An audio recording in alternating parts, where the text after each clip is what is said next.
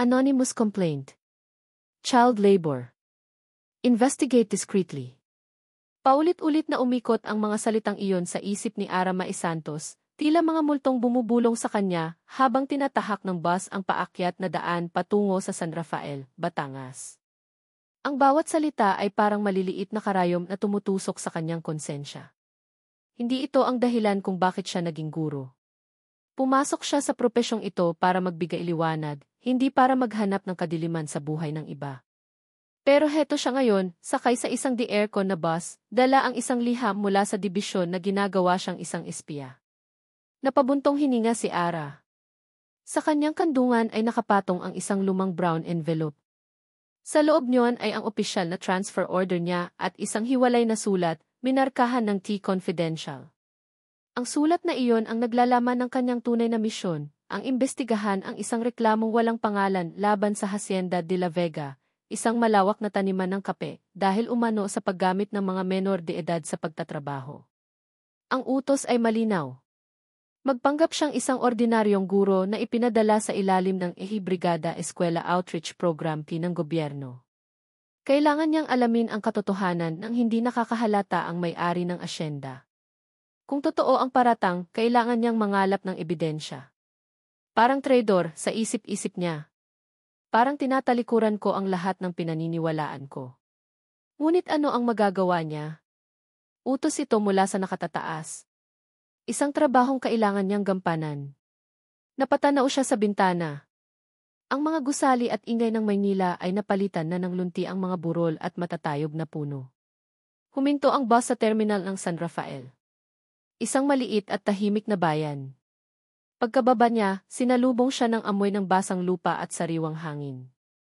Kumuha siya ng tricycle na maghahatid sa kanya, patungo sa Hacienda de la Vega. Sigurado po kayo, ma'am? Malayo po iyon at maputik ang daan lalo't kakaulan lang, sabi ng driver. Sigurado po, kuya. Diyan po ang destinasyon ko, sagot ni Ara, pilit na ngumingiti. Habang papalayo sila sa kabayanan, lalong nagiging bako-bako at maputik ang daan. Nagsimulang umambon. Pagkaraan ng halos 30 minutong biyahe, huminto ang tricycle sa tapat ng isang malaki at kinakalawang na tarangkahan. Nakasulat sa arko sa itaas nito ang mga salitang, Hacienda C. de Vega. Hanggang dito na lang po tayo, ma'am. Hindi na po kakayanin ng tricycle ko ang putik sa loob, sabi ng driver. Nagbayad si Ara at bumaba. Bago pa man makaalis ang tricycle, naramdaman niya ang malakas na buhos ng ulan. Wala siyang payong. Nagmamadali niyang kinuha ang kanyang maliit na maleta at malaking bag mula sa tricycle at tumakbo patungo sa maliit na waiting shed sa gilid ng gate. Doon, basang-basa at giniginaw, pinagmasdan niya ang mahabang daan papasok sa asyenda. Isang mahabang daan na gawa sa lupa na ngayon ay isa ng ilog ng putik. Hindi niya kayang lakarin iyon dala ang kanyang mga gamit. Napatingin siya sa kanyang lumang kotse na ipinadala niya kahapon at iniwan sa labas ng gate ayon sa utos sa kanya. Kaya siguro pinaiwan sa labas, naisip niya. Napailing siya. Paano siya makakapasok? Sinubukan niyang tawagan ang numerong ibinigay sa kanya, ang numero raw ng opisina ng asyenda, ngunit walang signal ang kanyang cellphone. Ano ba namang buhay to, bulong niya sa sarili, niyakap ang sarili dahil sa lamig. Ilang sandali pa, isang pamilyar na tunog ang narinig niya. Ang tunog ng kanyang sariling kotse. Isang lalaki ang sakay nito, sinusubukang paandarin at ipasok sa gate. Ngunit sa halip na umusad, lalo lang bumaon ang mga gulong nito sa makapal na putik. Umusok ang makina. Lumabas ang lalaki mula sa driver's seat. Nakahinga ng maluwag si Ara. May tao na. May makakatulong na sa kanya. Excuse me, sir, sigaw niya, sinusubukang lakasan ang boses laban sa patak ng ulan. Lumingon ang lalaki. At sa isang iglap, nawala ang ngiti sa mga labi ni Ara. Ang lalaki ay matangkad at matipuno ang katawan. Ngunit ang mukha nito, na bahagyang natatakpan ng ilang araw ng balbas, ay nababalot ng dumi at putik. Ang suot nitong damit ay luma at may mga punit. Nakatingin ito sa kanya na parabang isa siyang peste, isang istorbo. Kumunot ang noo nito habang papalapit sa kanya, bawat hakbang ay mabigat sa putikan. Anong kailangan mo? Tanong ng lalaki. Ang boses nito ay magaspang, walang bakas ng anumang pagiging magiliw. Ako po si Ara Santos. Ang bagong guro na ipinadala dito, paliwanag ni Ara. Medyo na-stuck po ako dito dahil sa ulan. At yung coach ko di. Itinuro niya ang sasakyan niyang nakabalaho sa putik. Tiningnan ng lalaki ang kotse, pagkatapos ay ibinalik ang tingin kay Ara. Isang tingin na puno ng inis. At ano nang gusto mong gawin ko? Hindi ito tourist spot, miss. Kung naligaw ka, problema mo na yan. Natigilan si Ara. Hindi siya makapaniwala sa narinig. Hindi po ako naligaw. Sabi ko nga, ako ang bagong guro. May inaasahan ba kayong darating na guro ngayon? Wala akong panahon para sa mga bisitang taga-Maynila na hindi alam ang pinasok nila, sabi ng lalaki at tinalikuran siya. Naglakad ito pabalik sa kotse at sinipa ang gulong nito sa sobrang inis. Naramdaman ni Ara na uminit ang kanyang pisngi sa kabila ng malamig na ulan. Sandali lang. Hindi mo man lang ba ako tutulungan? Kotse ko yan. At sino ka ba para bastusin ako ng ganyan? Humarap muli ang lalaki, ang mga mata ay nag-aapoy sa galit. Ako si Gabriel de la Vega. Ako ang may-ari ng lupang tinatapakan mo. At kung ayaw mong matulog dito sa labas ngayong gabi, mas mabuting manahimik ka na lang. Pagkasabi niyon, tinalikuran siya ni Gabriel at naglakad palayo, papasok sa malawak na lupain ng asyenda. Iniwan si Ara na nakatayo doon, basang-basa, giniginaw at nanginginig sa galit. May-ari. Yun ang may-ari. Sigaw ng isip niya. Isang arogante at walang modong lalaki. Tama nga ang hinala niya. Ang mga taong tulad nito ang may kakayahang abusuhin ang kanilang mga manggagawa. Nang humina na ang ulan at nag-iisa na lang siya doon, kinuha niya ang kanyang cellphone.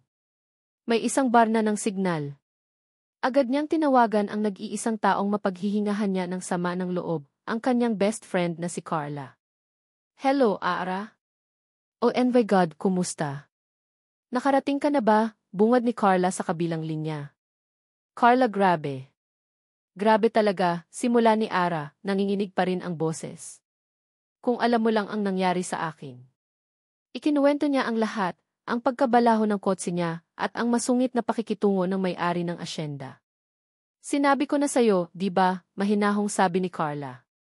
Mag-ingat ka sa mga hasenderong iyan. Akala mo kung sino dahil lang mayaman at may lupa. Mga arogante at walang pakialam sa iba. Huwag kang mag-alala, Ara. Tiyak na may dahilan kung bakit may nagreklamo tungkol sa kanya. Just do your job and get out of there as soon as you can. Dito ka lang sa Manila, ligtas. Ang mga salita ni Carla ay parang gasolinang ibinuho sa nag-aalab na galit ni Ara.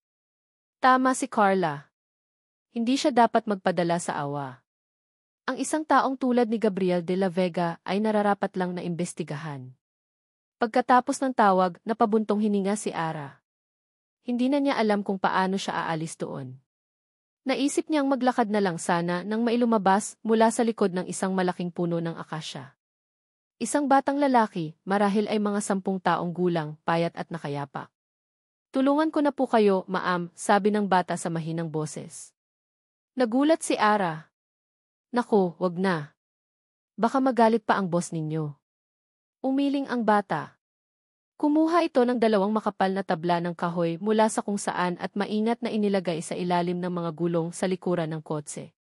Sumenyas ito kay Ara na sumakay at subukang paandarin muli ang sasakyan. Sumunod si Ara. Pinaandar niya ang kotse at sa tulong ng mga tabla at ng pagtulak ng bata mula sa likuran, dahan-dahang umusad ang sasakyan at nakaahon mula sa putik. Nakahinga siya ng maluwag. Bumaba siya para pasalamatan ang bata. Salamat ha. Ang galing mo. Ano ng pangalan mo? Kiko po, sagot ng bata, nakayuko at pinaglalaruan ang mga daliri sa paa. Ngumiti si Ara. Ang kanyang puso bilang isang guro ay lumambot. Salamat talaga, Kiko. Teka, bakit hindi ka nasa eskwela? Hindi ba't may pasok ngayon? Hindi sumagot si Kiko. Nanatili itong nakayuko at kitang-kita ni Ara ang pagtulo ng isang butil ng luha mula sa mga mata nito, pumatak sa marumi niyang paa. Hindi ito umimik.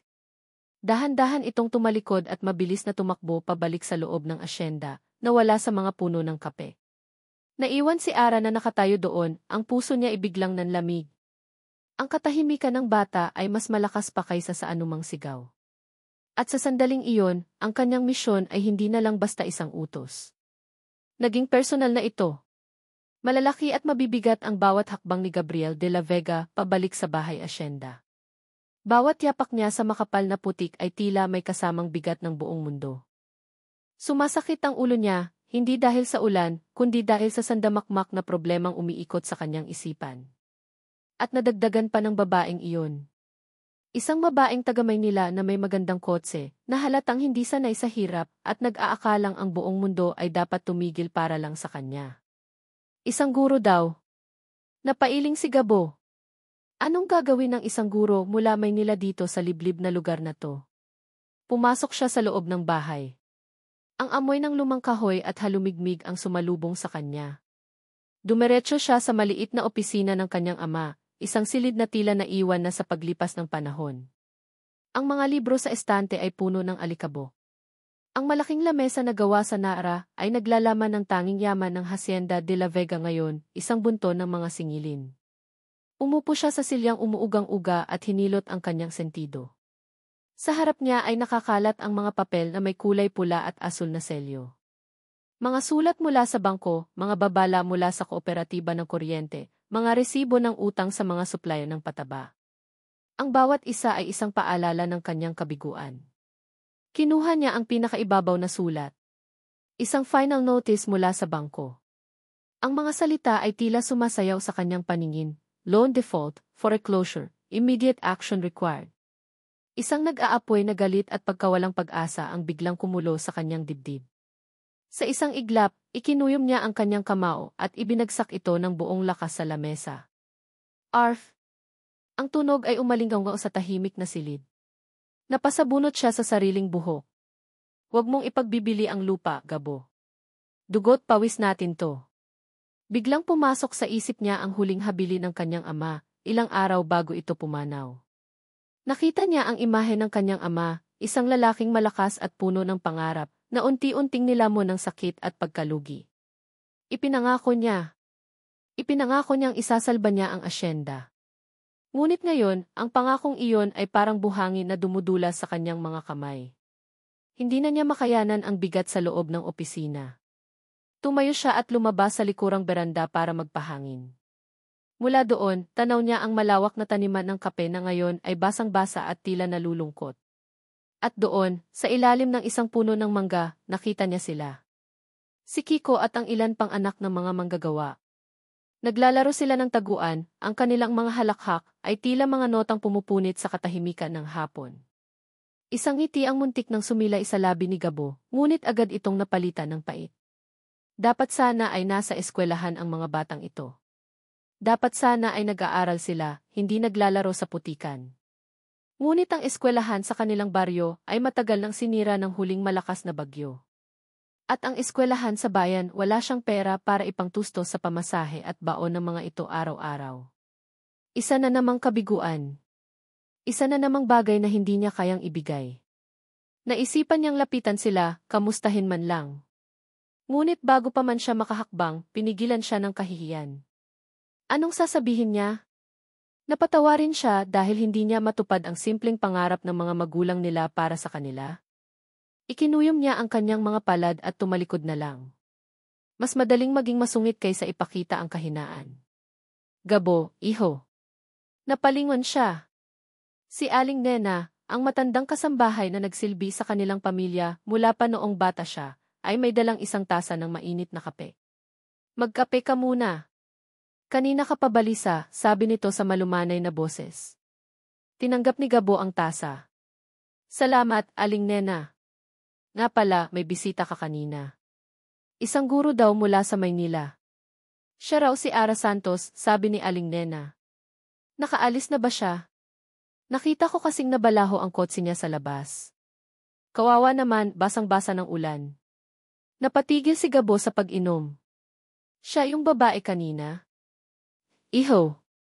Ang sabi dito siya sa atin magtuturo para sa outreach program. Hindi ba't dapat natin siyang asikasuhin? Parang binuhusan ng malamig na tubig si Gabo.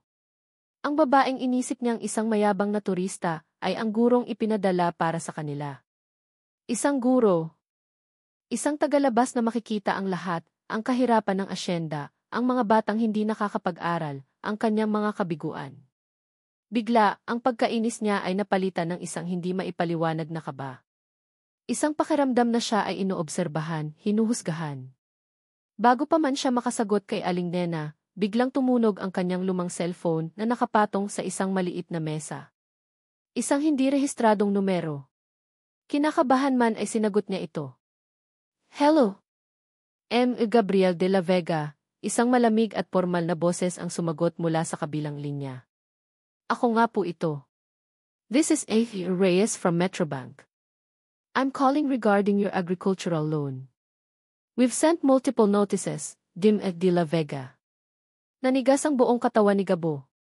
Ang hawak niyang tasa ng kape ay nagsimulang manginig. Yes, sir. Natanggap ko po. Naghahanap pa po ako ng paraan. The board has made decision, putol ng lalaki. We are giving you one last chance. You have exactly 30 days, 1 month, to pay a significant portion of your overdue balance. If you fail to do so, we will have no choice but to begin foreclosure proceedings on your property. Foreclosure.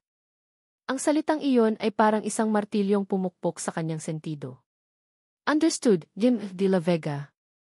Hindi makasagot si Gabo. Tila may bumara sa kanyang lalamunan. Narinig na lang niya ang tunog ng pagbaba ng telepono. Nabitawan niya ang tasa. Nabagsak ito sa sementadong sahig at nabasag. Kumalat ang maitim na likido na parang dugo sa paanan niya. Nakatitig lang siya sa kawalan. 1 buwan.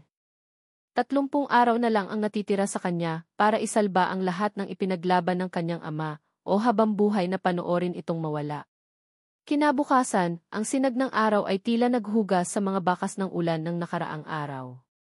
Ngunit para kay Ara, ang sikat ng araw ay hindi sapat para pawiin ang bigat sa kanyang dibdib. Ang imahe ni Kiko na umiiyak at ang magaspang na pakikitungo ni Gabriel de la Vega ay magdamag na bumabagabag sa kanya. Ang misyon niya ay hindi na lang isang trabaho. Isa na itong krusada. Hindi na siya nag-abalang kumatok pa sa malaking bahay. Para saan pa? Tiyak na itataboy lang siya ng aroganteng may-ari noon. Sa halip, dumiretso siya sa lugar kung saan niya nakita ang mga bata kahapon, sa ilalim ng isang malaki at mayabong na puno ng mangga. Dala niya ang isang malaking bayong na naglalaman ng mga notebook, papel, at lapis na binili niya mula sa maliit na tindahan sa bayan kaninang umaga. Naabutan niyang naglalaro doon si Kiko at ang 5 pa nitong mga kasama. Nang makita siya ng mga ito, tila sila mga ibon na biglang nagulat at handang lumipad palayo. Ngumiti si Ara, isang ngiting sinubukan niyang gawing pinakasinsero at hindi nakakatakot. Hi! Naaalala niyo pa ba ako? Nagtinginan ang mga bata. Si Kiko ang dahan-dahang tumango. Gusto niyo bang mag-aral? Tanong ni Ara, inilalabas ang mga gamit mula sa kanyang bayong. Maglalaro tayo, pero may kasamang pagbabasa at pagsusulat. Ano sa tingin niyo? Ang mga mata ng mga bata ay kumislap sa tuwa. Isa-isang lumapit ang mga ito, puno ng pag-usisa. Gamit ang isang malapad na piraso ng karton na isinabit niya sa puno, ginawa niya itong isang pansamantalang pisara. Ginamit niya ang mga dahon at bato bilang mga gamit sa pagbilang. At sa loob ng 1 oras, ang ilalim ng puno ng mangga ay naging isang masiglang silid-aralan. Ang mga halakhak ay napalitan ng tunog ng mga batang nagsusumikap na isulat ang kanilang mga pangalan. Naramdaman ni Ara ang isang pamilyar na init sa kanyang puso. Ito iyon. Ito ang dahilan kung bakit siya isang guro. Ang makita ang pag-asa sa mga mata ng mga bata. Sa sandaling iyon, nakalimutan niya ang kanyang misyon, ang asyenda, at si Gabriel de la Vega. Ang mahalaga lang ay ang 6 na batang nasa harap niya. Samantala, si Gabo ay abala sa pag-aayos ng isang nasirang tubo ng patubig malapit sa kamalig. Pawis na pawis siya at putikan, ngunit kailangan niyang gawin iyon dahil kung hindi, mamamatay ang mga bagong tanim na kape. Nang marinig niya ang masayang tawanan mula sa di kalayuan, napakunot ang kanyang noo. Ang tunog ay pamilyar ngunit iba. Hindi ito ang karaniwang ingay ng paglalaro. Mayroon itong tono ng tuwa at pagkatuto. Pinunasan niya ang kanyang mga kamay sa luma niyang pantalon at sinundan ang tunog. Dinala siya nito sa puno ng mangga. At ang nakita niya ay nagpatigil sa kanyang mundo. Nandoon ang babae. Ang babaeng taga Maynila. Nakaupo siya sa damuhan, napapaligiran ng mga anak ng kanyang mga manggagawa. Mayroon siyang isang peking pisara at nagtuturo siya.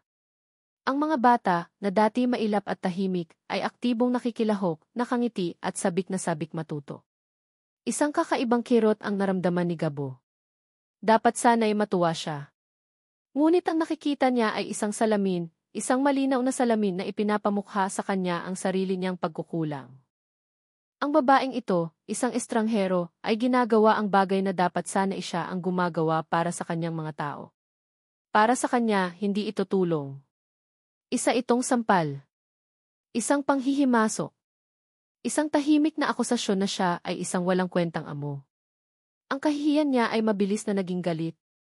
Nagmartsa siya palapit, ang bawat hakbang ay nagpapahiwatig ng kanyang nag-aalab na damdamin.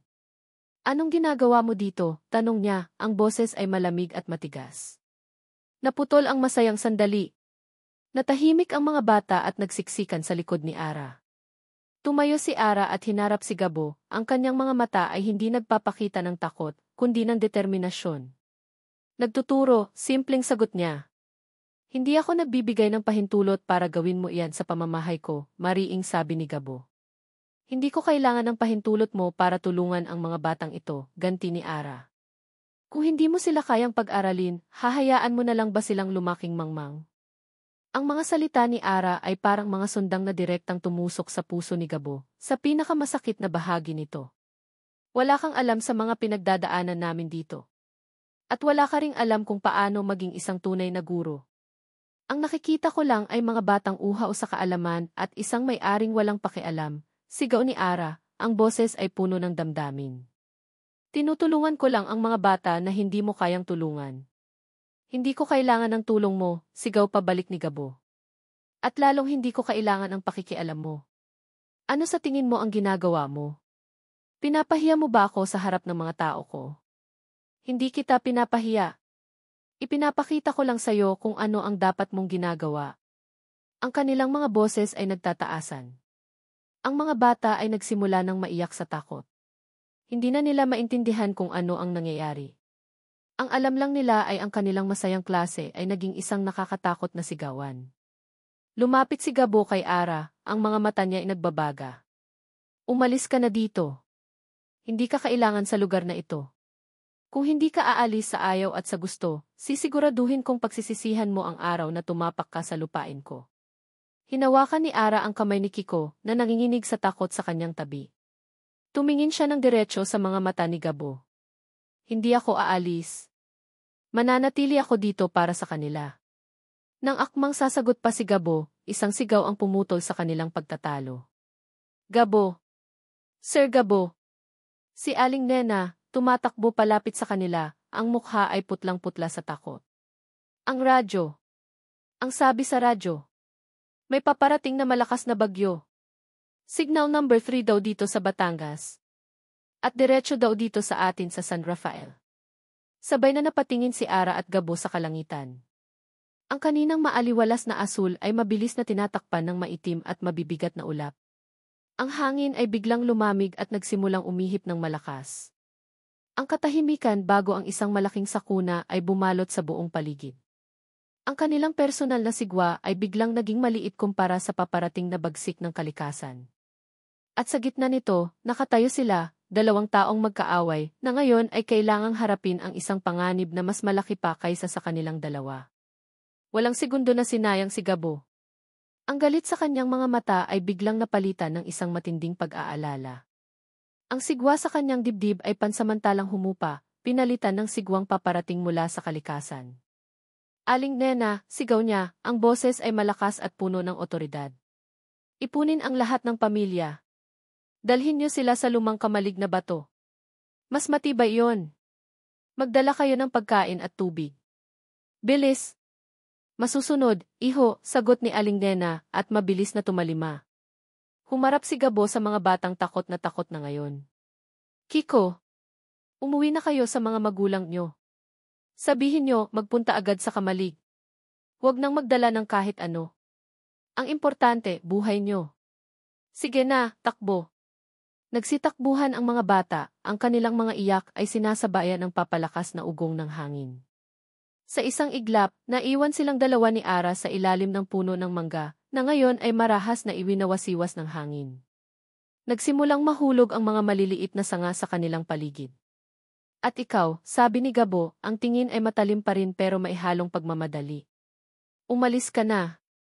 Sumakay ka sa kotse mo at bumalik ka na sa Maynila habang may oras pa. Tumingin si Ara sa paligid.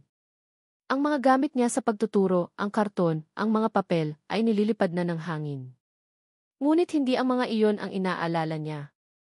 Ang inaalala niya ay ang mga bata. Hindi ako aalis hanggat hindi ko sigurado na ligtas silang lahat, matigas na sagot ni Ara. Huwag ka nang matigas ang ulo, sigaw ni Gabo, lumalapit sa kanya. Hindi mo alam kung gaano kalakas ang bagyo sa probinsya. Hindi ito biro. Papatayin ka ng lugar na to. Mas gugustuhin ko pang mamatay dito kaysa iwan sila, ganti ni Ara. Nakita ni Gabo ang determinasyon sa mga mata ni Ara. Walang silbi ang pakikipagtalo. Nagmura siya sa ilalim ng kanyang hininga. Bahala ka sa buhay mo, sigaw niya, at mabilis na tumakbo patungo sa bahay asyenda. Naiwan si Ara na mag-isa. Sa halip na sumunod sa utos ni Gabo, sinundan niya ng tingin ang direksyon kung saan tumakbo ang mga bata. Kailangan niyang siguraduhin na nakarating sila ng ligtas sa kanilang mga pamilya. Sinimulan niyang lakarin ang maputik na daan patungo sa mga kubo ng mga manggagawa, sinalubong ang malakas na hangin at nagsisimula ng pumatak na ulan. Samantala, abala si Gabo sa pagtatali ng mga bintana at pinto ng lumang bahay. Tinulungan niya ang ilang trabahador na ipasok ang mga alagang hayop sa mas ligtas na lugar. Ang bawat kalamnan sa kanyang katawan ay gumagalaw ng may layunin. Sa mga panahong tulad nito, siya ang amo. Siya ang pinuno. Ang kanyang personal na mga problema ay kailangang isantabi. Ang kaligtasan ng kanyang mga tao ang una. Nang masiguro niyang ang lahat ay papunta na sa kamalig, sandali siyang huminto para huminga. Basang-basa na siya ng pawis at ulan. At doon, sa gitna ng kaguluhan, isang imahe ang biglang pumasok sa isip niya, ang mukha ng babaeng iyon, si Ara. Matigas ang ulo. Walang alam. Mag-isa. Nakaalis na kaya siya? Tanong niya sa sarili. Ngunit isang bahagi sa kanya ang nagsasabing hindi. Ang uri ng babaeng haharap sa kanya nang walang takot ay hindi ang uri ng babaeng basta-basta na lang tatakbo palayo. Punyeta, bulong niya sa sarili. Isang pag-aalalang hindi niya inaasahan ang gumapang sa kanyang dibdib. Bakit niya kailangang alalahanin ang babaeng iyon? Isa itong istorbo. Isang tinik sa kanyang lalamunan. Ngunit hindi niya mapigilan. Ang imahe ng babae na mag-isang hinaharap ang bagyo ay hindi maalis sa kanyang isipan. Sa huli, nanaig ang kanyang konsensya. Tinalo nito ang kanyang pride. Muli siyang nagmura at pagkatapos ay tumakbo palabas, sinuong ang rumaragasang ulan at hangin, pabalik sa lugar kung saan niya huling nakita si Ara. Ara! Ara Santos, sigaw niya, ngunit ang kanyang boses ay nilalamon ng ugong ng bagyo. Wala na si Ara sa ilalim ng puno ng mangga. Kinabahan si Gabo. Tiningnan niya ang daan patungo sa mga kubo ng manggagawa. Sinundan niya iyon. At doon niya natagpuan si Ara.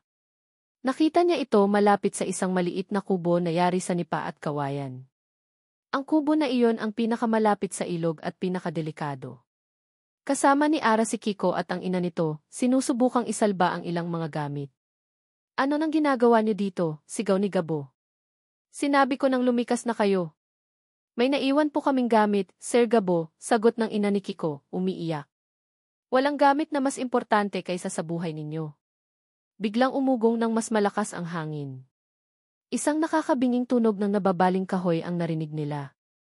Ang malaking puno ng akasya na malapit sa kubo ay unti-unting bumabagsak, diretso sa kanilang kinaroroonan. Walang oras para mag-isip. Ang katawan ni Gabo ay kumilos bago pa man ang kanyang isip. Yuko, sigaw niya. Tinulak niya si Kiko at ang ina nito palayo. Pagkatapos, sa isang mabilis na kilos, hinila niya si Ara at niyakap ito ng mahigpit, ginamit ang sarili niyang likod bilang panangga. dumapa sila sa putikan. Isang malakas na iblag ang yumanig sa buong paligid. Ang malaking puno ay bumagsak mismo sa lugar kung saan sila nakatayo kanina lang, winasak ang maliit na kubo. Ang mga sanga at dahon ay humampas sa likod ni Gabo. Naramdaman niya ang isang matinding sakit, ngunit hindi niya binitawan si Ara. Nang tumigil ang pagyanig, dahan-dahan siyang gumalaw. Si Ara ay nanginginig sa kanyang mga bisig, ang mukha ay nakasubsob sa kanyang dibdib. Okay ka lang, tanong ni Gabo, ang boses ay garalgal. Dahan-dahang tumingala si Ara. Ang kanyang mga mata ay nanlalaki sa takot, ngunit mayroon ding pagkalito at pasasalamat. Tumango lang siya, hindi makapagsalita. Tinulungan ni Gabo na makatayo si Ara, pati na rin si Kiko at ang ina nito. Sa bodega.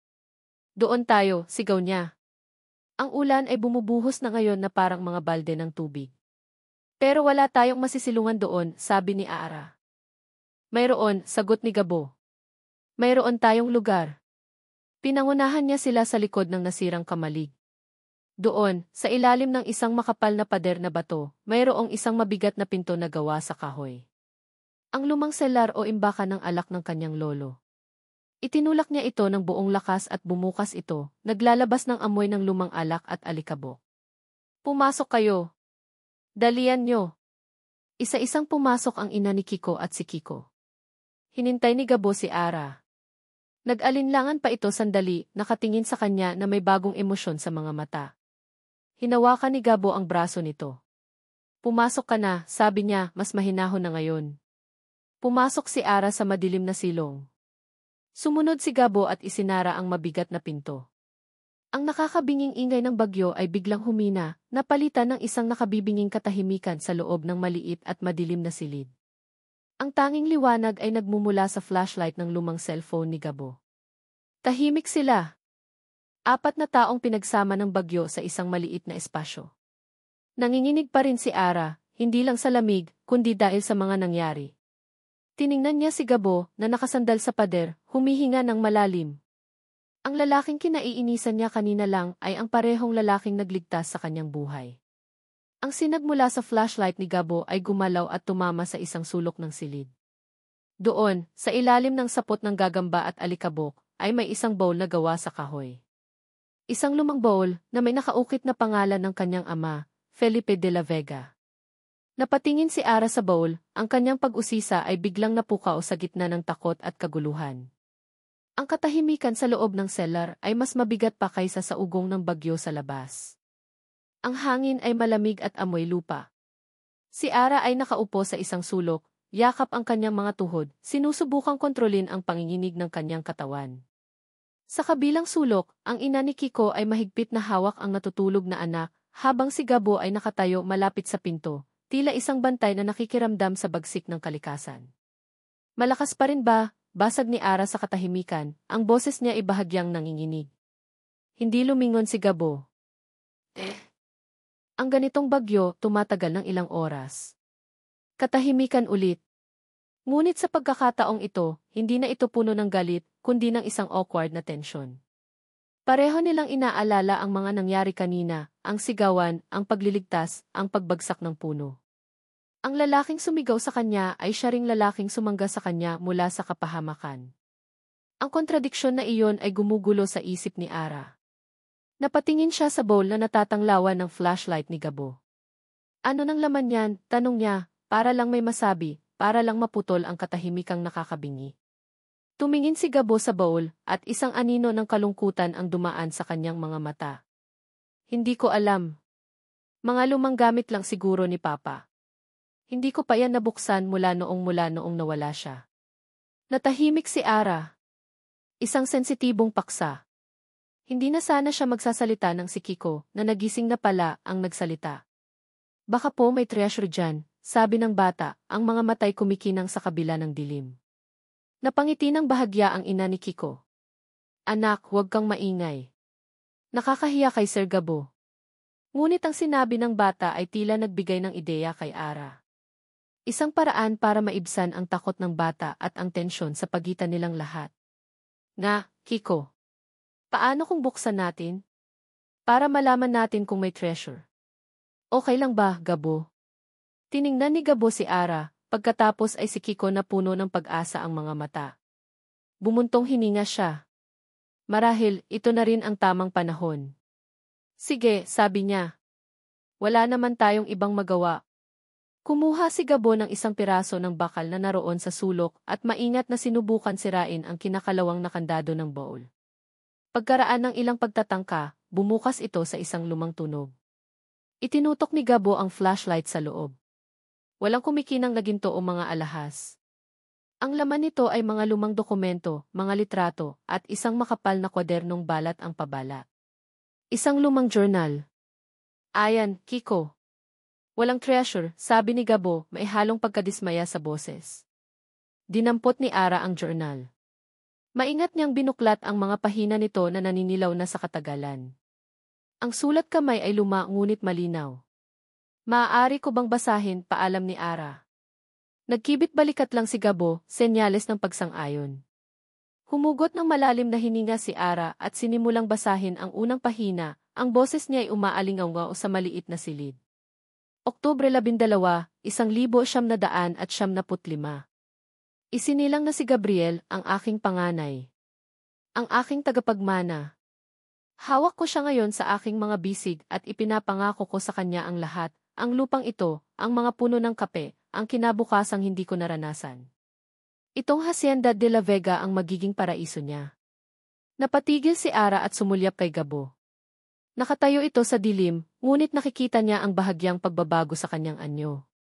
Tila siya isang estatwa na nakikinig ng mabuti. Nagpatuloy si Ara sa pagbabasa, pinipili ang mga entry na tila mahalaga. Binasa niya ang tungkol sa mga pangarap ni Felipe de la Vega para sa asyenda, ang pagmamahal niya sa bawat puno ng kape na itinanim niya, ang kanyang pangarap na magtayo ng isang maliit na eskwelahan para sa mga anak ng kanyang mga manggagawa. Isang imahe ng isang mabuti at mapagmahal na ama ang nabubuo mula sa mga salita. Pagkatapos, ang tono ng journal ay unti-unting nagbago. May mga entry tungkol sa sunod-sunod na bagyo, sa pagbagsak ng presyo ng kape, sa mga utang na nagsimulang maipon. Nagsimula akong umutang sa bangko. Isang malaking pagkakamali, ngunit wala akong pagpipilian. Ipinangako ko sa sarili ko na babawin ko rin ito. Para kay Gabo. Para sa pamilya ko. Lalong naging malungkot ang mga sumunod na entry. Tungkol sa mga maling desisyon sa negosyo, sa pagtitiwala sa mga maling tao. Ang huling entry na binasa ni Ara ay halos hindi na mabasa dahil sa mga tuyong patak ng luha sa papel. Bigo ako. Nabigo ko ang aking anak. Ang hacienda ay nalulunod sa utang. At ngayon, pati ang katawan ko ay bumibigay na. Patawarin mo ako, Gabo. Ipinapasa ko sa iyo ang isang koronang gawa sa tinik. Natahimik ang lahat pagkatapos basahin ni Ara ang huling pangungusap. Ang ina ni Kiko ay tahimik na nagpupunas ng luha. Si Kiko ay nakatulog na muli.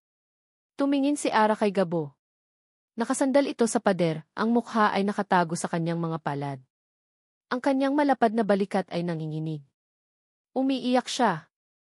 Sa unang pagkakataon, nakita ni Ara ang totoong Gabriel de la Vega, hindi ang aroganting amo, kundi isang anak na nagluluksa, isang lalaking pasan-pasan ang bigat ng isang minanang sumpa.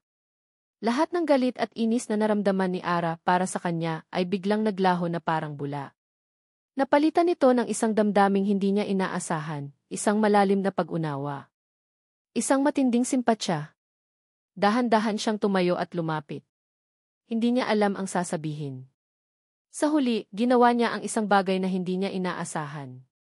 Inilapag niya ang kanyang kamay sa balikat ni Gabo.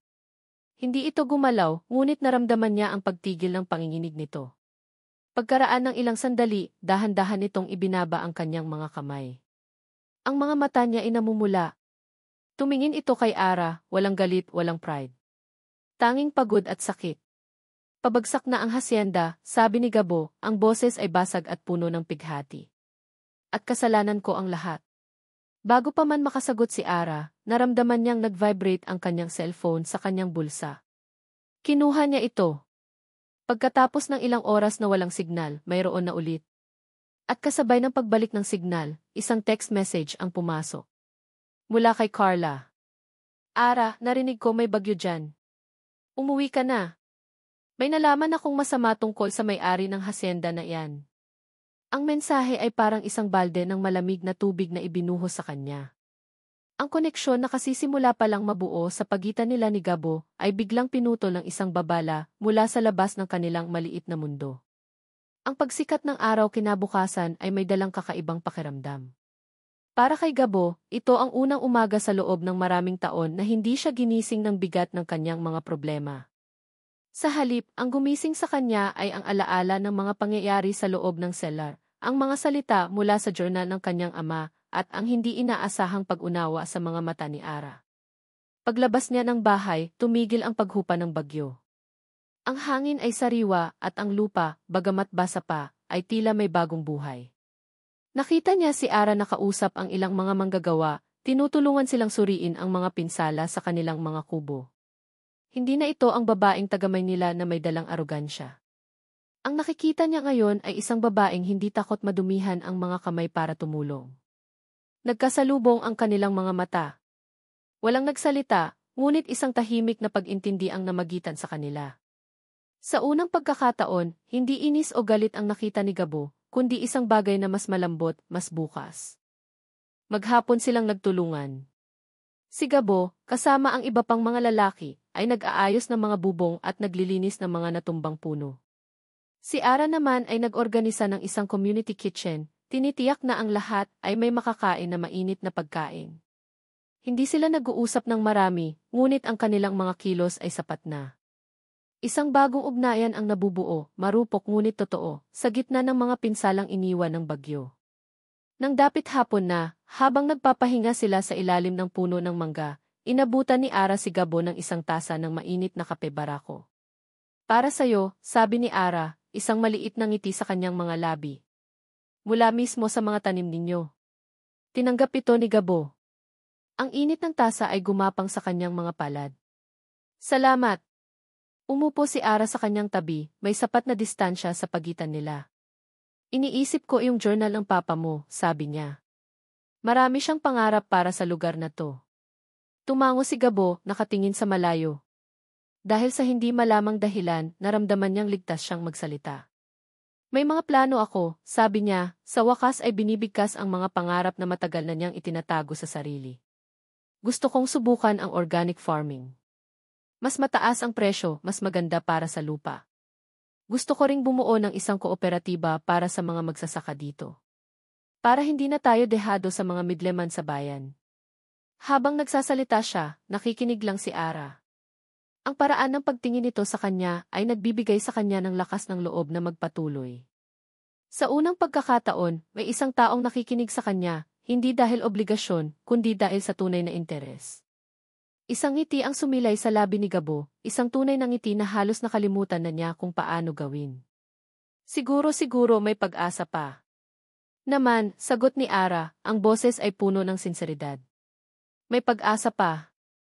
At sa sandaling iyon, sa ilalim ng puno ng mangga, sa harap ng isang babaeng ilang araw pa lang niyang kilala, naramdaman ni Gabo ang isang bagay na matagal na niyang hindi naramdaman, pag-asa. Ngunit tulad ng biglaang pagdating ng bagyo, ang sandali ng kapayapaan ay bigla ring winasak. Isang tunog ng makina ang pumunit sa katahimikan ng asyenda. Isang magarang itim na kotse, malinis at makintab, ang dahan-dahang pumasok sa maputik na daan. Tila ito isang dayuhang sasakyan mula sa ibang planeta. Huminto ito ilang metro mula sa kanila. Agad na nanumbalik ang pagiging alerto ni Gabo. Sino ito? Wala siyang inaasahang bisita. Bumukas ang pinto ng kotse. Lumabas mula rito ang isang babaeng nakaputing bestida, ang buhok ay perpektong nakaayos, at ang mukha ay may mamahaling pampaganda. Tila hindi ito nababagay sa magulo at maputik na paligid. Ara, sigaw ng babae. Napalingon si Ara, at ang mukha niya ay nagliwanag sa pagkagulat. Carla. Tumakbo si Ara palapit sa kaibigan at nagyakapan sila ng mahigpit. Anong ginagawa mo dito? Paano mo nalaman? Siyempre naman. Nabalitaan ko ang bagyo, nag-alala ako sa iyo ng sobra, sabi ni Carla, ngunit ang mga mata nito ay nakatingin na kay Gabo. Sinuri siya nito mula ulo hanggang paa, isang tingin na hindi maintindihan ni Gabo. Ikaw siguro si Gingy de la Vega, sabi ni Carla, ang boses ay matamis ngunit maihalong lamig. Tumango lang si Gabo, ang kanyang mga pader ay muling itinatayo. Carla, si Gabo. Gabo, si Carla, best friend ko, pagpapakilala ni Ara. Tara, Ara.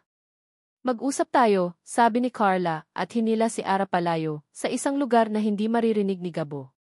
Naiwan si Gabo na nakatayo doon, ang tasa ng kape sa kanyang kamay ay unti-unti nang lumalamig. Pinanood niya ang dalawang babae na nagbubulungan. Nakita niya ang pagbabago sa ekspresyon ni Ara. Ang kaninang pag-asa sa mukha nito ay napalitan ng pag-aalala, pagkalito at pagkatapos pagdududa. Nakita niyang may iniabot si Carla na isang folder kay Ara. Nakita niyang binuklat ito ni Ara at ang pamumutla ng kanyang mukha. Parang may mga karayom na tumusok sa puso ni Gabo. Ang pagdududang iyon sa mga mata ni Ara, nakita na niya iyon dati. Iyon ang tingin na ibinibigay sa kanya ng lahat. At ngayon, nakikita niya ulit iyon mula sa taong kasisimula pa lang niyang pagkatiwalaan. Lumapit siya sa kanila.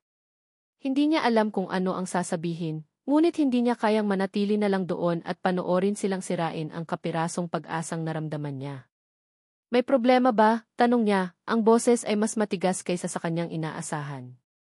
Nagulat si Carla. Sa kanyang pagkukunwaring gulat, aksidente niyang nabitawan ang folder na hawak niya. Kumalat ang mga papel sa lupa, sa mismong paanan ni Gabo. Oh my God, sorry, sabi ni Carla. Yumuko si Gabo para tulungang pulutin ang mga papel. Ngunit natigilan siya nang makita ang nasa ibabaw ng mga dokumento. Isang letterhead. Isang pamilyar na logo ng isang malaking real estate corporation sa Maynila. Sa ilalim nito, ang mga salitang nakalimbag ng malinaw, Memorandum Agreement DKD Sale Def Purchase TS Property Known Des Hacienda C. Dagi Vega. At sa ibaba ng lahat, sa ibabaw ng pangalang Key Gabriel de la Vega, ay isang pirma. Isang perpektong peking kopya ng kanyang sariling pirma. Nanlamig ang buo niyang katawan. Itinaas niya ang kanyang tingin mula sa papel patungo kay Ara. Nakita niya sa mga mata nito ang kumpirmasyon ng kanyang pinakamasamang takot. Nakita niya ang panunumbat. Ang lahat ng nangyari, ang pagtulong, ang pag-uusap, ang pagbabahagi ng mga pangarap, ay isang malaking kasinungalingan. Isa itong palabas. Isa siyang tanga na naniwala. Ang babaeng ito ay hindi ipinadala para tumulong. Ipinadala siya para mag-imbestiga. Para mangalap ng ebidensya laban sa kanya. Ang kirot ay mas masakit pa kaysa sa anumang sugat na natamo niya mula sa bagyo. Isang kirot ng pagkakanulo. Pinadala ka ba rito para espiyahan ako? Tanong niya, ang boses niya ay mahina, basag, at puno ng sakit na hindi niya kayang itago. Ang tanong ni Gabo ay parang isang matulis na patalim na bumaon sa puso ni Ara. Pinadala ka ba rito para espiyahan ako? Nakatitig siya sa mga mata nito, mga matang kanina lang ay puno ng pag-asa, mga matang nagbahagi sa kanya ng mga pangarap, mga matang nagligtas sa kanya mula sa kapahamakan. Ngunit ngayon, ang nakikita niya lang ay sakit. Isang malalim at basag na sakit. Ang isip ni Ara ay parang isang ipo-ipo. Ang papel sa lupa na may pirma ni Gabo. Ang mukha nitong puno ng pighati. Ang mga babala ni Carla sa telepono. Ang journal. Ang pagliligtas sa cellar. Alin ang totoo? Alin ang kasinungalingan? Ang kanyang katahimikan ay tila isang kumpirmasyon para kay Gabo. Para kay Ara, ito ay isang digmaan sa loob ng kanyang isipan. Ara, halika na. Huwag mo na siyang pakinggan, mahinang bulong ni Carla, hinawakan ang braso ni Ara na para bang pinoprotektahan siya. Ang hawak ni Carla ang nagpabalik kay Ara sa realidad. Ang kanyang best friend. Ang taong laging nariyan para sa kanya. At ang ebidensya. Ang ebidensya na nakakalat sa lupa. Bakit? Tanong ni Ara, ang boses niya ay basag, hindi niya alam kung sino ang tinatanong niya, si Gabo ba o ang kanyang sarili. Bakit mo to ginagawa, Gabo? Ang lahat ng sinabi mo ang journal ng papa mo, lahat ba iyon, palabas lang? Nakita ni Ara kung paano nawala ang lahat ng kulay sa mukha ni Gabo. Ang sakit sa kanyang mga mata ay napalitan ng isang malamig at basag na anyo. Tila isang salamin na nabasag ng walang tunog. Hindi ito sumagot. Ang kanyang pride, na nasugatan ng malalim, ay hindi siya hinayaang magpaliwanag. Ang pagdududa sa mga mata ni Ara ay sapat ng hatol para sa kanya. Naniwala ako sa'yo, patuloy ni Ara, ang mga luha ay nagsisimula ng mamuo sa kanyang mga mata. Akala ko iba ka. Akala ko totoo ka. Pero isa ka lang palang magaling na aktor. Ara, tama na, sabi ulit ni Carla, mas mahigpit ang hawak. Umalis na tayo dito. Niloloko ka lang niya.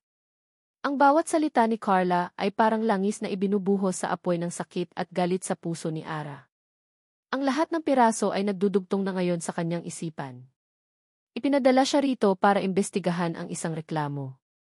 At heto ang patunay na may itinatago nga si Gabo. Ang lahat ng kabaitan nito ay isang paraan lang para makuha ang kanyang tiwala, para hindi niya malaman ang tunay na plano nito. At biglang bumigay ang kanyang damdamin. Ang sakit ay naging isang nag-aapoy na galit. Sinungaling ka, sigaw niya, ang boses niya ay puno ng pait at pagkadismaya. Itinuro niya ang lalaking nasa harap niya. Katulad ka rin ng lahat ng mapagsamantalang may-ari ng lupa. Gagamitin ang lahat para makuha ang gusto mo. Walang pakialam sa mga taong tinatapakan mo. Ang bawat salita ay isang sampal. Nakita ni Ara ang pagtigas ng panga ni Gabo. Ang mga kamao nito sa gilid ay nakakuyom ng mahigpit. Ngunit nanatili itong tahimik. Ang katahimikan nito ang pinakamasakit na sagot. Para kay Ara, ito ay isang pag-amin. Tapos ka na, malamig na tanong ni Gabo, ang boses ay walang emosyon. Natigilan si Ara. Kung tapos ka na, umalis na kayo, sabi ni Gabo, ang tingin ay hindi na nakatuon sa kanya, kundi sa malayo. Tila isa na lang siyang hangin na dumaan. Umalis na kayo sa lupain ko. Ngayon din ni. Iyon na iyon. Ang huling salita. Isang utos. Walang paliwanag. Walang pagtatanggol sa sarili. Isang pagtataboy. Naramdaman ni Ara na gumuho ang kanyang mundo. Hinila siya ni Carla palayo. Wala na siyang lakas para lumaban. Nagpahila na lang siya, ang mga paay tila ayaw humakbang. Habang papalayo sila, lumingon siya. Nakita niya si Gabo na nakatayo pa rin doon, isang malungkot na figura sa gitna ng kanyang magulong paraiso. Pagkatapos ay dahan-dahan itong yumuko para pulutin ang mga papel. Ang mga papel na sumira sa lahat. Sumakay sila sa kotse ni Carla. Isinara ni Carla ang pinto at pinaandar ang makina. Habang umaandar sila palayo sa daang paputik, tiningnan ni Ara ang Hacienda de la Vega sa side mirror hanggang sa lumiit ito at tuluyang naglaho. Doon na bumuhos ang kanyang mga luha. Umiyak siya ng umiyak para sa isang pag-asang pinaniwalaan niya at para sa isang katotohanang sumampal sa kanya. Deve, tahan na, Ara, sabi ni Carla, hinahaplos ang kanyang likod. Mabuti na lang at nalaman natin agad. Mabuti na lang at nakalayo ka na sa kanya. You did the right thing. You protected yourself. Naniwala si Ara. Sa gitna ng kanyang kalituhan at sakit, ang mga salita ni Carla ang tanging bagay na may saysay. Tama siya. Nakaligtas siya. Ang biyahe pabalik sa Maynila ay binalot ng katahimikan na pinupunit lang paminsan-minsan ng mga hikbi ni Ara. Si Carla ay nagmamaneho lang, paminsan-minsan ay sumusulyap sa kanya na may pag-aalala sa mukha. Habang nasa Slex na sila, sinubukan ni Carla na abutin ang isang bote ng tubig sa passenger seat. Sa kanyang paggalaw, nadulas ang kanyang cellphone mula sa kanyang kandungan at nahulog ito sa sahig ng kotse, malapit sa paanan ni Ara. Ay, sorry. Pakiabot naman, Bes, sabi ni Carla. Yumuko si Ara para kunin ang telepono. Umiilaw pa ang screen nito. At nang hawakan niya ito para iabot kay Carla, ang kanyang mga mata ay natigilan sa kung ano ang nakabukas sa screen. Ang key sent folder ng email. At ang nasa pinakaibabaw na email, na ipinadala halos isang buwan na ang nakalipas, ay may subject line na nagpatigil sa pagtibok ng kanyang puso. Ang mga salita ay tila isinaksak sa kanyang kaluluwa. Subject, Anonymous Complaint Regarding Child Labor at Hacienda de la Vega. Nabitawan niya ang telepono na para siyang napaso. Ang kanyang hininga ay biglang nawala. Ang dugo sa kanyang katawan ay tila nagyelo. Nanigas siya sa kanyang upuan, ang mga matain ng lalaki sa isang katotohanang mas masakit, mas karumaldumal, at mas hindi kapanipaniwala kaysa sa anumang kasinungalingang inakala niyang nalaman niya ngayong araw. Ang mga salita sa screen ng cellphone ay tila may sariling buhay. Nagliliyab. Tumutuso. Anonymous complaint regarding child labor at Hacienda de la Vega. Nanigas ang mga daliri ni Ara sa ibabaw ng malamig na salamin ng screen. Ang kanyang paghinga ay biglang naging mababaw, tila may isang kamay na humigpit sa kanyang lalamunan. Ang ingay ng highway, ang ilaw mula sa mga poste, ang boses ni Carla na nagtatanong kung okay lang siya, lahat ay naglaho. Ang tanging nag-i-exist na lang ay ang mga salitang iyon. Bes? Okay ka lang? Namumutla ka, sabi ni Carla, sumusulyap mula sa manibela. Hindi makasagot si Ara. Ang kanyang isip ay tumatakbo ng mas mabilis pa kaysa sa sinasakyan nilang kotse. Hindi. Hindi maaari. Nagkataon lang. Ngunit alam niya sa kaibuturan ng kanyang puso na hindi ito nagkataon. Gamit ang nanginginig na hinlalaki, habang nagkukunwaring inaayos ang telepono para iabot, mabilis niyang pinindot ang email. Bumukas ito. At binasa niya. Ang mga salitang formal at puno ng pagkukunwaring pag-aalala para sa kapakanan ng mga bata ay isinulat sa paraang alam na alam niya. Ang paraan ng pagsulat ni Carla. Ang kanyang puso ay nagsimulang dumagundong sa kanyang dibdib. Isang malamig na takot ang gumapang sa kanyang likuran. Nag-scroll siya pababa sa I-sent me folder. Ang kanyang mga daliri tila hindi na niya kontrolado. Isa pa. Isa pang email. Ang subject, rush job, important documents. Binuksan niya ito. Hi Mang Tonyo, kasama sa attachment ang sample ng pirma ni A. de la Vega. Kailangan kong magmukhang lehitimo ang Memorandum of Agreement na pinapagawa ko. Pakibilisan, kailangan ko na ito sa lalong madaling panahon. Ibabalik ko ang pabor sa'yo. Salamat. Ni. Gumuho ang mundo ni Ara. Ang bawat piraso ng palaisipan ay biglang nagkabit-kabit sa isang nakakakilabot na larawan. Ang pagtawag ni Carla na may babala pagkatapos lang ng bagyo. Ang kanyang biglaang pagdating. Ang mga payo niya na mag-ingat kay Gabo. Ang aksidenteng kipagkahulog ng folder. Ang lahat ng iyon bawat isa ay isang hakbang sa isang masama at kalkuladong plano. Ang sakit na naramdaman niya dahil sa hipagtataksil ni Gabo ay walang-wala kumpara sa lason na gumagapang ngayon sa kanyang mga ugat. Ito ay isang pagkakanulo na mas malalim, mas personal at mas masakit. Ang taong pinagkatiwalaan niya ng buong buhay niya. Ang kanyang matalik na kaibigan. Ang kanyang kapatid. Carla, sabi ni Ara, ang boses niya ay kakaiba, mahina at puno ng isang nakakatakot na kalamigan. Itigil mo ang kotse. Ha? Bakit? Malapit na tayo sa exit, sagot ni Carla, hindi pa rin nararamdaman ang panganib. Sabi ko, itigil mo ang kotse, ulit ni Ara, mas matigas na ngayon. Nakaramdam siguro ng pagbabago sa tono ni Ara. Dahan-dahang iniliko ni Carla ang kotse sa pinakamalapit na gasoline station at ipinarada ito sa isang madilim na sulok.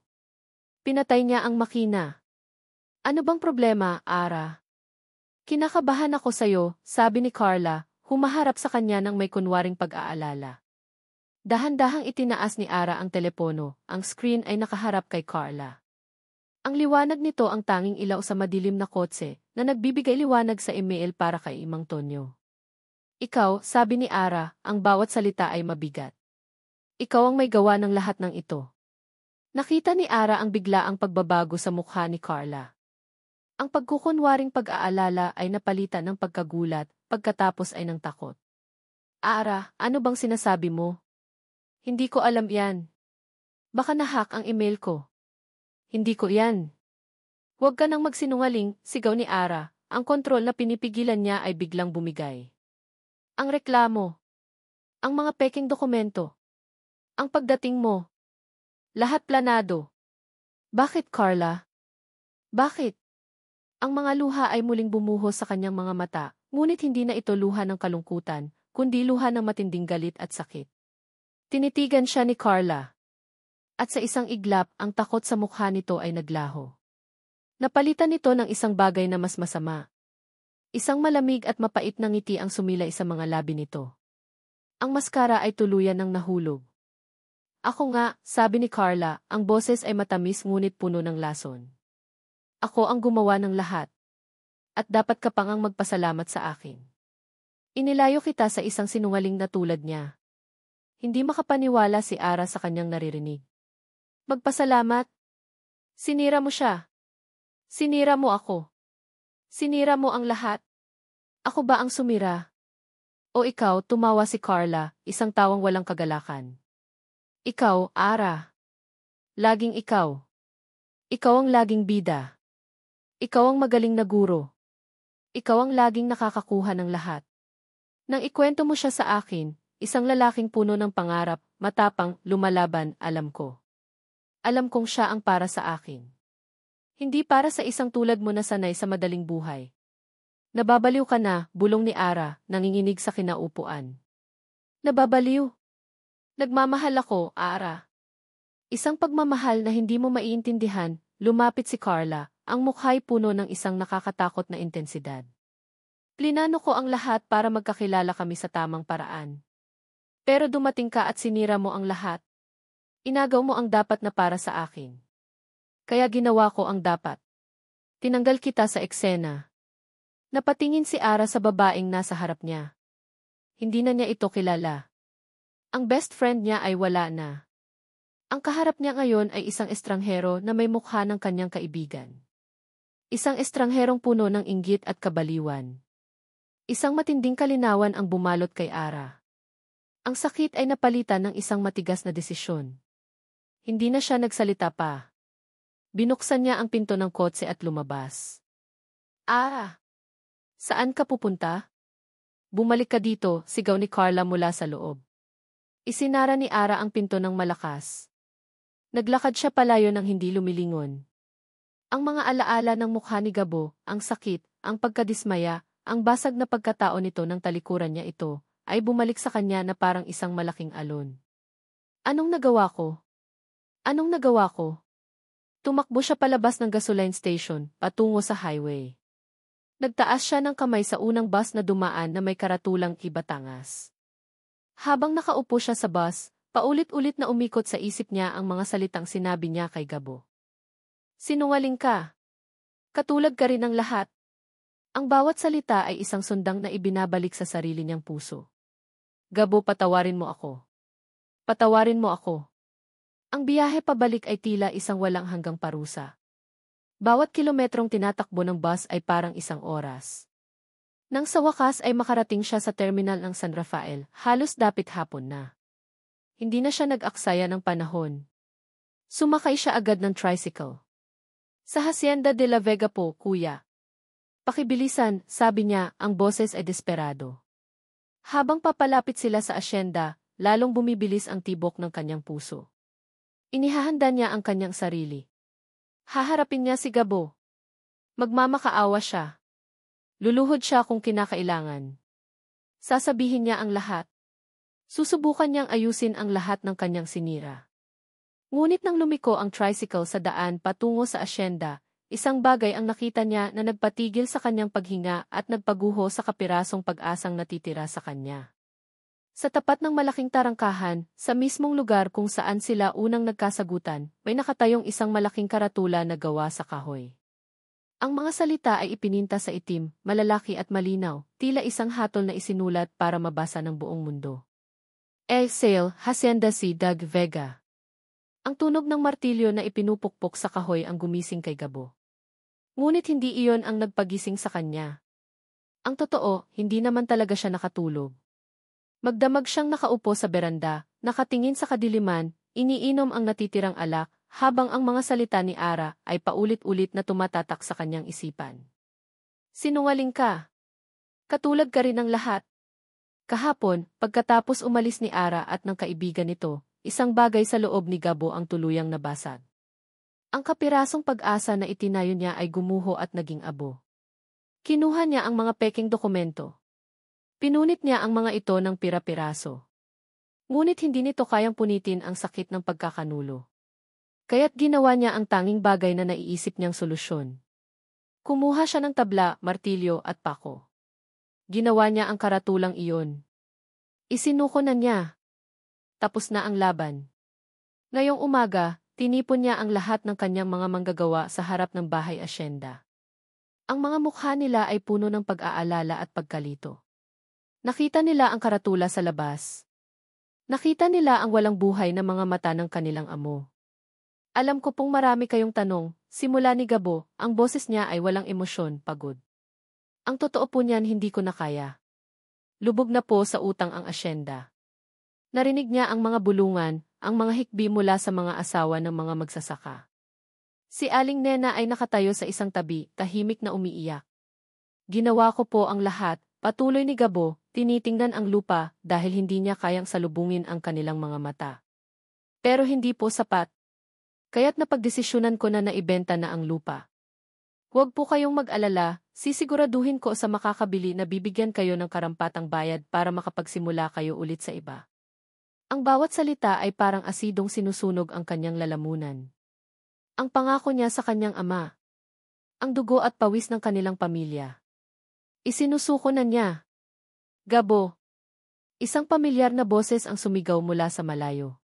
Isang boses na hindi niya inaasahang maririnig pa muli. Napatingala si Gabo. Ang lahat ay napalingon. Mula sa daan, tumatakbo palapit si Ara. Ang damit niya ay gusot, ang buhok niya ay magulo, at ang kanyang mukha ay basang-basa ng luha. Humihingal siya, tila tinakbo niya ang buong Batangas para lang makarating doon. Huminto siya sa harap nilang lahat, ang mga mata ay nakatuon lamang kay Gabo. Gabo, patawarin mo ako. Ang mga salita ay mahina, basag, ngunit umalingaw ito sa katahimikan ng umaga. Tumingin lang si Gabo sa kanya, ang puso ay biglang tumibok ng malakas. Isang halo ng galit, sakit, at pagkalito ang namuo sa kanyang dibdib. Anong ginagawa mo dito? Hindi ba't sinabi ko nang umalis ka? Hindi ako aalis, sabi ni Ara, humahakbang palapit. Hindi hanggat hindi mo ako pinapakinggan. Nagkamali ako, Gabo. Isang malaking pagkakamali. Isang mapait na tawa ang kumawala sa bibig ni Gabo. Nagkamali? Ara, huli na ang lahat. Hindi pa huli, pagpupumilit ni Ara. Kinuha niya ang kanyang cellphone mula sa bulsa. Ang screen nito ay basag na, ngunit gumagana pa. Lahat ng nakita mo kahapon ang mga dokumento, lahat yun peke. Lahat yun gawa-gawa lang. Ipinakita niya ang telepono kay Gabo. Ipinakita niya ang mga email. Ang reklamo. Ang usapan tungkol sa paggawa ng peking pirma. Si Carla, sabi ni Ara, ang boses ay nanginginig. Siya ang may pakana ng lahat. Nilinlang kanya.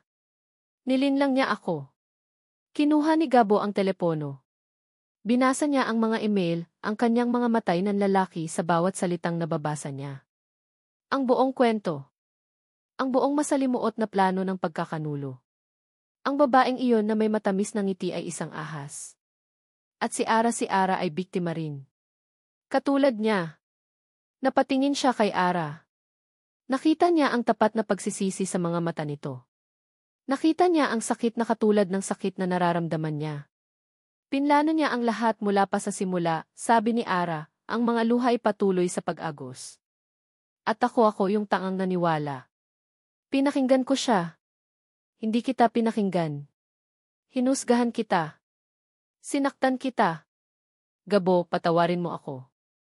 Alam kong hindi sapat ang sorry, pero wala na akong ibang masabi. Patawad. Natahimik ang lahat. Ang mga manggagawa, si Aling Nena, ay nakikinig sa bawat salita. Naintindihan na nila ngayon ang biglaang pagbabago sa kanilang amo. Ibinalik ni Gabo ang telepono kay Ara. Hindi pa rin siya nagsasalita. Tumingin siya sa mga tao niya. Tumingin siya sa bahay na itinayo ng kanyang ama. Tumingin siya sa karatulang ginawa niya kagabi. Ang pagbebenta ng lupa ay hindi na lang dahil sa utang. Naging desisyon iyon dahil sa isang pusong sumuko. Ngunit ngayon, dahan-dahang naglakad si Gabo patungo sa karatula. Hinawakan niya ito. Sa isang malakas na hila, binunot niya ito mula sa pagkakatayo sa lupa. Itinaas niya ito at sa harap ng lahat, binali niya ito sa kanyang tuhod. Ang tunog ng nabaling kahoy ay parang isang sigaw ng paglaya. Hindi na ibebenta ang hasyenda, sigaw niya, ang boses ay muling nagkaroon ng apoy ng buhay. Humarap siya sa kanyang mga tao. Hindi ko alam kung paano. Hindi ko alam kung anong gagawin natin. Pero lalaban tayo. Isang malakas na sigawan ng tuwa ang sumabog mula sa mga manggagawa. Mga palakpakan. Mga ngiti. Ang pag-asa ay muling nabuhay. Nang humupa ang ingay, ang mga mata ni Gabo ay muling bumalik kay Ara. Nakatayo lang ito doon, umiiyak ng tahimik, isang halo ng ginhawa at kalungkutan sa kanyang mukha. Lumapit si Gabo sa kanya. Ang galit sa kanyang puso ay wala na, napalitan ng isang pagod na pag-unawa. Ngunit ang sakit naroon pa rin. Tutulungan kitang itayo ulit ang eskwelahan, sabi niya, ang boses ay seryoso at mahinahon. Gagawin natin ang mga plano natin. Isang maliit na ngiti ng pag-asa ang sumilay sa labi ni Ara. Pero ang tiwalad, patuloy ni Gabo at ang ngiting iyon ay dahan-dahang naglaho. Tumingin si Gabo ng diretso sa kanyang mga mata. Hindi ko alam kung paano itatayo ulit yun. Lumipas ang ilang buwan. Ang mga araw sa Hacienda de la Vega ay naging isang ritmo ng pagtatrabaho at tahimik na pag-asa. Ang hangin ay hindi na nababalot ng tensyon, kundi ng amoy ng basang lupa, ng pawis mula sa maghapong paggawa, at ng samyo ng bagong tuklas na kape barako. Para kay Ara, ang bawat araw ay isang pagkakataon para patunayan ang kanyang sarili, hindi sa salita, kundi sa gawa. Ang kanyang mga kamay, na dati isa na ilang sa pisara at yeso, ay natuto ng magbungkal ng lupa, mag-ayos ng mga punla, at magtali ng mga sanga. Ngunit ang kanyang tunay na laban ay isinasagawa tuwing gabi. Sa ilalim ng liwanag ng isang maliit na ilawan sa lumang opisina, abala siya sa pagsusulat. Isang detalyadong proposal. Isang pangarap na isinulat sa papel. Ang Hacienda de la Vega Community School and Livelihood Project. Ang bawat salita, bawat numero ay isang dasal. Isang paraan para sabihing patawad. Heto ang paraan ko para bumawi. Mula sa kanyang kinatatayuan, madalas siyang pinagmamasdan ni Gabo. Nakikita niya ang pagod sa mga mata ni Ara, ang mga kalyo na nagsisimulang tumubo sa mga palad nito. Wala na ang galit sa kanyang puso. Ang natitira ay isang malalim na pag-unawa at isang pag-iingat na unti-unting natutunaw. Sa umaga, nag-iiwan siya ng isang tasa ng mainit na kape sa mesa nito bago pa man ito magising. Sa gabi, kapag nakikita niya itong nakatulog sa ibabaw ng mga papel, dahan-dahan niyang ipinapatong sa balikat nito ang isang kumot. Walang salita. Tanging mga kilos na mas malakas pa kaysa sa anumang pangako. Sila ay dalawang taong nasugatan, dahan-dahang naghihilom, hindi sa pamamagitan ng pag-uusap, kundi sa pamamagitan ng sabay na paggawa para sa isang layunin. Isang hapon, habang nag-aayos si Gabo ng isang lumang traktora, nakita niya si Ara na tumatakbo palapit sa kanya mula sa bahay. Ang mukha nito ay hindi maipinta. Gabo! Gabo, sigaw nito. Agad na kumabog ang dibdib ni Gabo. Anong nangyari? Huminto si Ara sa harap niya, hingal na hingal, ngunit ang kanyang mga mata ay nagliliwanag sa isang paraang hindi pa niya nakikita dati. Hawak nito ang kanyang cellphone. Ang email, dumating na ang email. Hindi makapagsalita si Ara sa sobrang tuwa. Inabot na lang niya ang telepono kay Gabo. Kinuha ito ni Gabo at binasa. Ang mga mata niya ay dumaan sa mga salita. Congratulations, Junel Santos project proposal has been reviewed and approved. Full funding granted GISAI, the National Children's Foundation. Full funding. Aprobado. Isang ngiti ang dahan-dahang sumilay sa mga labi ni Gabo. Isang ngiting umabot hanggang sa kanyang mga mata, na nagpawi sa lahat ng bakas ng kalungkutan na matagal nang naninirahan doon. Binitawan niya ang hawak na wrench. Tumingin siya kay Ara, na ngayon ay umiiyak na sa tuwa. At sa isang iglap, lahat ng pader na itinayo niya sa pagitan nila ay gumuho. Walang pag-aalinlangan, niyakap niya si Ara ng mahigpit. Isinubsob ni Ara ang kanyang mukha sa dibdib ni Gabo, ang kanyang mga hikbi ay sinasabayan ng tawa. Niyakap din siya ni Gabo pabalik. Sa sandaling iyon, sa gitna ng bukid, sa ilalim ng sikat ng araw, sila ay hindi na amo at empleyado, hindi na nagkasakitan at nasaktan. Sila ay dalawang taong nagtagumpay. Ang araw ng inaugurasyon ay isang malaking piyesta. Ang dating lugar sa ilalim ng puno ng mangga ay kinatatayuan na ngayon ng isang maliit, ngunit matibay na gusali na may dalawang silid-aralan. Ang pintura ay sariwa, ang mga bintana ay malinaw, at sa itaas ay may karatulang nakasulat, Silid-Aralan ng Pag-asa. Ang mga bata, kabilang si Kiko, ay nakasuot ng malinis na puting uniforme, ang kanilang mga ngiti ay kasing liwanag ng araw. Ang kanilang mga magulang ay naroon, ang mga mukha ay puno ng pasasalamat at pagmamalaki. Si Aling Nena ay nagpupunas ng luha habang naghahanda ng pagkain para sa lahat. Ang buong komunidad ng Hacienda de la Vega ay nagdiriwang. Nakatayo sina Ara at Gabo sa isang tabi, pinapanood ang bunga ng kanilang pinaghirapan. Nagawa natin, bulong ni Ara, ang puso ay puno ng kagalakan. Nagawa mo, pagtatama ni Gabo, nakatingin sa kanya. Ikaw ang nagdala ng pag-asang ito dito. Pagkatapos ng seremonya at kainan, nang ang mga bata ay masaya nang naglalaro sa kanilang bagong palaruan, dinala ni Gabo si Ara pabalik sa ilalim ng puno ng mangga, ang lugar kung saan nagsimula ang kanilang sigalot. Ang lugar kung saan din nagsimula ang kanilang paghilom. Tahimik sila sandali, pinapakinggan ang masayang ingay mula sa di kalayuan. Naaalala mo ba, basag ni Gabo sa katahimikan. Dito kita sinigawan. Dito ko sinubukan kang paalisin. Mumiti si Ara ng malungkot. At dito rin ako lumaban. Patawad, sabi ni Gabo, simple ngunit puno ng kahulugan. Matagal na kitang pinatawad, Gabo, sagot ni Ara. Humarap si Gabo sa kanya at hinawakan ang kanyang mga kamay. Ang mga kamay na dati makinis, ngayon ay may mga kalyo na. Hinaplos niya ito gamit ang kanyang hinlalaki. Ara, sabi niya, ang boses ay seryoso at puno ng isang emosyong matagal na niyang itinatago. Nang dumating ka, akala ko isa ka lang bagyo na sisira sa lahat ng natitira sa akin. Pero mali ako. Isa kang ulan na matagal ko nang hinihintay. Binuhay mo ulit ang lupang ito. Binuhay mo ulit ako. Tumingin siya ng diretso sa mga mata ni Ara. Ara, tinuruan mo akong bumangon. Hayaan mo namang turuan kitang magmahal muli. Ang mga luha ay muling dumaloy sa mga pisngi ni Ara, ngunit sa pagkakataong ito ay purong luha ng kaligayahan. Wala nang salitang kailangan. Dahan-dahang inilapit ni Gabo ang kanyang mukha sa kanya at hinalikan siya. Isang halik na hindi mapusok, kundi malambot at puno ng pangako. Isang halik na nagsasabing, heto ang simula. Nang maghiwalay ang kanilang mga labi, nakasandal ang kanilang mga noo sa isa't isa.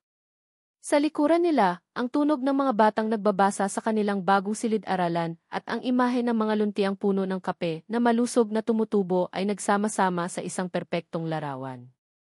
Ang Hacienda de la Vega, tulad ng kanilang mga puso, ay muling natutong umusbong. At dito nagtatapos ang kwento ni Ara at Gabo.